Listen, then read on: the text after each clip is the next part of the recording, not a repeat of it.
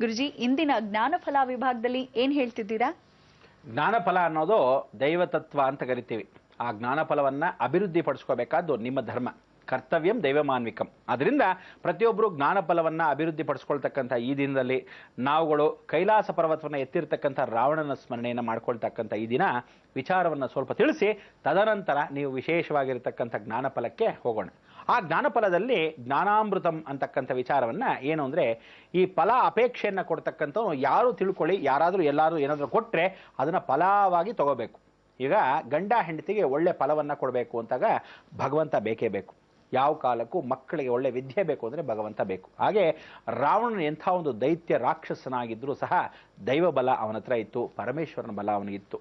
ವಿಷ್ಣುವಿಗೆ ಮಾತ್ರ ಶತ್ರುವಾಗಿದ್ನೇ ಹೊರತು ಪರಮೇಶ್ವರನ ಪೂಜೆ ಪುನಸ್ಕಾರ ಅಥವಾ ಭೂಲೋಕದಲ್ಲಿ ನಾನು ಪರಮೇಶ್ವರನೂ ಬಿಟ್ಟುಬಿಡ್ತೀನಿ ಅಂತ ಒಂದು ದುರಹಂಕಾರ ಅವನ ಹತ್ರ ಇರಲಿಲ್ಲ.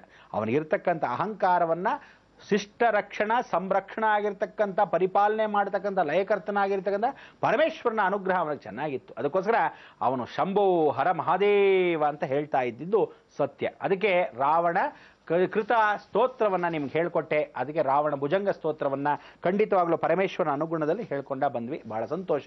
ಪರಮೇಶ್ವರನ ಮುಖಾಂತರವಾಗಿ ಬಂದಿರತಕ್ಕಂಥ ಆರಾಧನೆ ಸಂತೋಷ. ಅದಕ್ಕೆ ನೀವೆಲ್ಲ ಇವತ್ತಿನ ದಿವಸ ಮಂಗಳವಾರ ಬಹಳ ವಿಶೇಷ. ಈ ಮಂಗಳವಾರ ಪ್ರದೋಷ ಕಾಲ. ನಿನ್ನೆ ದಿವಸ ತುಲಾ ಸಂಕ್ರಮಣ.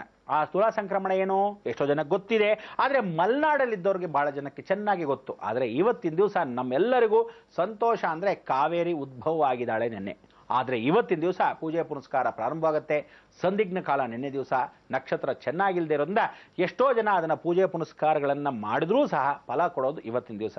ಅದಕ್ಕೆ ಈ ಫಲವನ್ನು ಅಪೇಕ್ಷೆ ಮಾಡತಕ್ಕಂಥ ನೀವುಗಳು ಪ್ರತಿಯೊಬ್ಬರಿಗೂ ಬೇಕಾಗಿರತಕ್ಕಂಥ ಜಲ. ಆದರೆ ಕಾವೇರಿ ಈ ಸಲ ಉದ್ಭವ ಆಗ್ತಕ್ಕಂಥ ವಿಚಾರದಲ್ಲಿ ಪ್ರಳಯ ಕಾಲಕ್ಕೆ ಸಿದ್ಧವಾಗಬೇಕು. ನೋಡಿ, ಈ ಸಲ ಕಾವೇರಿ ನಾನು ಭವಿಷ್ಯವನ್ನು ನುಡಿತೀನಿ, ಹೇಳ್ತೀನಿ ಕೇಳಿ. ಸ್ವಲ್ಪ ಮಟ್ಟಿಗೆ ಮಾತ್ರ ಬರಲ್ಲ ಈ ಸಲ ಕಾವೇರಿ. ಬಹಳ ಚೆನ್ನಾಗಿ ಬರ್ತಾಳೆ, ವರ್ಷವನ್ನ ಕುರಿಸ್ತಾಳೆ. ಈ ನಕ್ಷತ್ರ ವಿಶೇಷ ಅಂದ್ರೆ ಶ್ರವಣ ನಕ್ಷತ್ರದಲ್ಲಿ ಎಂದು ಯಾವ ಕಾಲಕ್ಕೆ ಯಾವ ತಾತ್ಮಾನದಲ್ಲಿ ಬರ್ತಾಳೋ ಅವತ್ತು ಜಾಸ್ತಿ. ಶತಭಿಷ ನಕ್ಷತ್ರಕ್ಕೆ ಯಾವತ್ತು ಯಾವ ಕಾಲಕ್ಕೆ ಜಾಸ್ತಿ ಬರ್ತಾಳೋ ಅಭಿವೃದ್ಧಿ ಜಾಸ್ತಿ. ಆದ್ರಿಂದ ಪ್ರದೋಷ ಕಾಲಕ್ಕೆ ಬಂದುಬಿಟ್ರೆ ಈ ಕಾವೇರಿ ಬಹಳ ವಿಶೇಷವಾಗಿ ಹರಿತಾಳೆ. ಅದಕ್ಕೆ ಕರ್ಮಸ್ಥಾನದಲ್ಲಿ ಕರ್ನಾಟಕದ ಕೊನೆಯ ಭಾಗದಲ್ಲಿ ನಮಗೆ ಪರಿಪೂರ್ಣವಾಗಿ ಅಭಿವೃದ್ಧಿ ಆಗ್ತಕ್ಕಂಥ ಬ್ರಹ್ಮಸ್ಥಾನ, ಕರ್ಮದೇವತೆ ಮೂಲಸ್ಥಾನವೇ ಆ ಕಾವೇರಿ.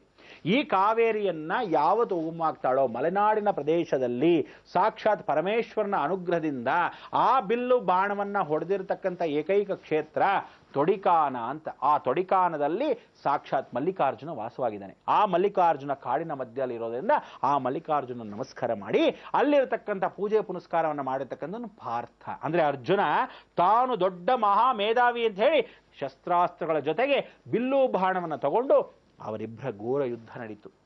ಯಾವುದೋ ಒಂದು ಕಾಡು ಮನುಷ್ಯ, ಇಬ್ಬರು ಕೂತಿದ್ದಾರೆ, ಕಾಡು ಮನುಷ್ಯ ಮತ್ತು ಅವನ ಹೆಂಡತಿ, ಅವರ ಜೊತೆ ಯುದ್ಧ ಆಯಿತು. ಇವನ ಯುದ್ಧ ಯಾಕಾಯಿತು ಅಂದ್ರೆ, ಒಂದು ಹಂದಿಗೆ ಪರಿಪೂರ್ಣವಾಗಿ ಬೇಟೆಯನ್ನ ಆಡಿದಾಗ ಬಿಲ್ಲನ್ನ ಬಿಟ್ಟಾಗ ಆ ಬಿಲ್ಲು ಹೋಗಿ ಹೊಡೆದಾಗ ಇಬ್ಬರ ಬಿಲ್ಲು ಒಂದೇ ಹಂದಿಗೆ ಬಿದ್ದಾಗ, ಅಂದರೆ ಕೂರ್ಮ ಅವತಾರ ದಾರಿದ್ರ್ಯವನ್ನ ಓಡಿಸ್ತಕ್ಕಂಥ ಕೆಲಸ ನಾವು ಮಾಡಿದ್ದೀವಿ.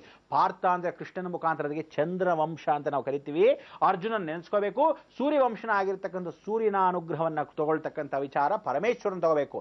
ಅದಕ್ಕೆ ಸೂರ್ಯ ಚಂದ್ರ ಎರಡೂ ಸೇರಿದ್ರೇನು ಅಮಾವಾಸ್ಯ. ಎರಡೂ ವಾಸ್ಯಗಳಾಗಿರ್ತಕ್ಕಂಥ ಆ ಅಂಶವಾಗಿರ್ತಕ್ಕಂಥ ಹಂದಿಯನ್ನು ಕೊಂದಿರೋದ್ರಿಂದ ಅವರಿಬ್ಬರು ಜಗಳವನ್ನ ಆಡಿದಾಗ ಯಾರದು ಈ ಹೆಣ ಅಂದಾಗ ಆ ಹಂದಿಯ ಹೆಣ ನನ್ನದು ಅಂತ ಬೇಟೆಗಾರ ಹೇಳ್ತಾನೆ, ಅರ್ಜುನ ನಂದು ಅಂತಾನೆ. ಇವರಿಬ್ಬರು ಸಾಕ್ಷಿ ರೂಪ. ಅವನು ಪೂಜೆ ಏನು ಮಾಡ್ತಾ ಇರ್ತಾನೆ, ಆ ಪರಮೇಶ್ವರನ ಮತ್ತೆ ಶಕ್ತಿ ತಗೊಳ್ಳೋಕ್ಕೋಸ್ಕರ ಆ ಶಕ್ತಿಯ ಮುಖಾಂತರವಾಗಿ ಆ ಶಿರಸ್ಸಿನ ಮೇಲೆ ಅದೇ ಹೂಗಳು ಇವನಿಗಿಲ್ಲಿ ಈಶ್ವರ ಲಿಂಗಕ್ಕೆ ಹಾಕಿದ್ದು ಆ ಕಾಡಿನ ಮೇಲೆ ಬೀಳ್ತಾ ಇತ್ತು. ಆ ಕಾಡು ಜನಾಂಗವಾಗಿರ್ತಕ್ಕಂಥ ಆ ಈಶ್ವರ ಪಾರ್ವತಿಯ ಅಂಶವಾಗಿರ್ತಕ್ಕಂಥ ಜನನವನ್ನ ಕೊಟ್ಟಾಗ ರಹಸ್ಯವನ್ನ ತೋರಿಸ್ತಾನೆ. ಆಗ ಅಲಂಕಾರವಾಗಿರ್ತಕ್ಕಂಥ ಶಿವನು ಪಾರ್ವತಿಯು ದರ್ಶನವನ್ನ ನೀಡಿದಾಗ ಅಯ್ಯೋ ನಾನು ಮಾಡಿಬಿಟ್ಟೆ ತಪ್ಪು ಅಂತ ಹೇಳಿ ಕ್ಷಮಾಲೋಚನೆ ಕೇಳ್ತಾನೆ. ಇದಕ್ಕೋಸ್ಕರ ತುಲಾ ಮಾಸದಲ್ಲೇ ಈ ನೀರು ತೀರ್ಥೋದ್ಭವ ಆಗಿರಿಂದ ಅವನು ಬಿಟ್ಟ ಬಾಣವನ್ನ ಅದೇ ಮುಖಾಂತರವಾಗಿ ಕಾವೇರಿ ಮುಖಾಂತರವಾಗಿ ಮಲ್ಲಿಕಾರ್ಜುನ ಪಾದ ತೊಳೆಯಕ್ಕೋಸ್ಕರ ಈ ತುಲಾ ಸಂಕ್ರಮಣ ಬಿಟ್ಟು ಈ ನೀರಿನ ಮುಖಾಂತರವಾಗಿ ನಾನು ಭವಿಷ್ಯ ಮುಖಾಂತರವಾಗಿ ನಿಮಗೆ ತಿಳಿಸೋದೇನೆಂದ್ರೆ, ನೀರಿನಿಂದ ಎಲ್ಲರೂ ಮನೆಯಲ್ಲಾಗಲಿ ಹೊರಗಡೆ ಆಗಲಿ ಎಲ್ಲೇ ಕಾರಣಕ್ಕೆ ನೀರು ಜಾರಕೆ ಪ್ರದೇಶವಾಗಲಿ ನೀರಿನಿಂದ ಹುಷಾರು ಹುಷಾರು ಹುಷಾರು. ಆ ನೀರು ಮಳೆ ಆಗಬಹುದು, ನೀರು ಚರಂಡಿ ಆಗಬಹುದು, ನೀರು ಕುಡಿಯೋ ನೀರಾಗಬಹುದು, ದೇಹದ ನೀರಾಗಿರತಕ್ಕಂಥ ರಕ್ತವಾಗಬಹುದು, ನೀರಿನ ಮುಖಾಂತರವೇ ಪರಿಪೂರ್ಣತೆ. ಆದರೆ ದುಶ್ಚಟಕ್ಕೆ ವಾಸವಾಗಿರತಕ್ಕಂಥ ಪ್ರತಿಯೊಬ್ಬ ಮನುಷ್ಯ ತೀರ್ಥ ಅಂತ ಹೇಳಿ ಕುಡಿಯೋನಾದ್ರೆ ಖಂಡಿತ ಹೆಣಕ್ಕೆ ಸಿದ್ಧವಾಗಿ ಫೋಟೋ ಒಳಗೆ ಬರಕ್ಕೆ ಗ್ಯಾರಂಟಿ ಅಂತ ಆ ನೀರಿನ ಮುಖಾಂತರ ಎಚ್ಚರಿಸ್ತಾ ಇದ್ದೀನಿ. ಈಗಲೂ ನೀವು ಕುಡಿತವನ್ನ ಬಿಡದೇ ಇದ್ರೆ ಪಾಪ ಎಷ್ಟೋ ಜನ ಅಳಕ್ಕೆ ಸಿದ್ಧವಾಗಬೇಕು, ಅವರಿಗೆಲ್ಲ ಅಭಿವೃದ್ಧಿ ಆಗಕ್ಕೆ ಅವಕಾಶ ಮಾಡಿಕೊಡ್ಬೇಡಿ, ಫೋಟೋಗಳಿಗೆ ಹೆಚ್ಚಾಗ್ಬಿಡ್ತೀರ. ಅದಕ್ಕೆ ಭಗವಂತ ನಿಮಗೆಲ್ಲರಿಗೂ ನೀರಿನಿಂದ ಸಂರಕ್ಷಣೆ ಮಾಡಲಿ. ಈ ದಿನದ, ಈ ವರ್ಷದ, ಈ ಶುಭ ದಿನದಿಂದ ಪ್ರಾರಂಭವಾಗತಕ್ಕಂಥ ಆ ಪ್ರಕೃತಿಯ ಲಯಕ್ಕೆ ನಾವು ಶಾಂತಿ ಮಾಡ್ತಕ್ಕಂಥ ಈ ಜ್ಞಾನಫಲ ನೀರು ನೀರು ನೀರು. ಹೀಗಾದ್ರೂ ನೀರನ್ನ ಸಂರಕ್ಷಣೆ ಮಾಡಿಕೊಂಡು ನೀವುಗಳೆಲ್ಲ ಆ ಕಾವೇರಿ ಮುಖಾಂತರವಾಗಿ ಜಗನ್ಮಾತೆ ಕೃಪಾ ಕಟಾಕ್ಷವಾಗಲಿ ಅಂತ ಹೇಳ್ತಾ ಇವತ್ತಿನ ದಿವಸದ ಎಲ್ಲ ಕಾರ್ಯಕ್ರಮದ ಮುಖಾಂತರ, ಎಲ್ಲ ಜ್ಞಾನಫಲದ ಮುಖಾಂತರವಾಗಿ, ಶುಕವಾಕ್ಯದ ಮುಖಾಂತರವಾಗಿ ಪತ್ರಗಳ ನಿಮ್ಮ ಸಮಸ್ಯೆಗಳ ಬಗೆಹರಿಲಿ.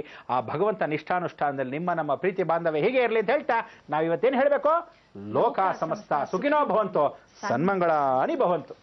ಗುರುಜಿ, ಆರೋಗ್ಯಕರ ಜೀವನಕ್ಕಾಗಿ ನೀರು ಬಹಳ ಮುಖ್ಯ ಅಂತ ಹೇಳಿದ್ರಿ. ಕಲುಷಿತ ನೀರನ್ನ ಕುಡಿಬೇಡಿ ಅಂತ ಕೂಡ ನಮ್ಮ ಈ ಜ್ಞಾನಫಲ ವಿಭಾಗದಲ್ಲಿ ಹೇಳಿದ್ರಿ. ನಮ್ಮ ಈ ಕಾರ್ಯಕ್ರಮಕ್ಕೆ ಆಗಮಿಸಕ್ಕಾಗಿ ಧನ್ಯವಾದಗಳು ಗುರುಜಿ.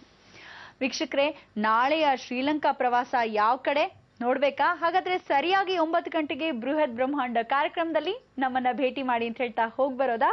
ನಮಸ್ಕಾರ.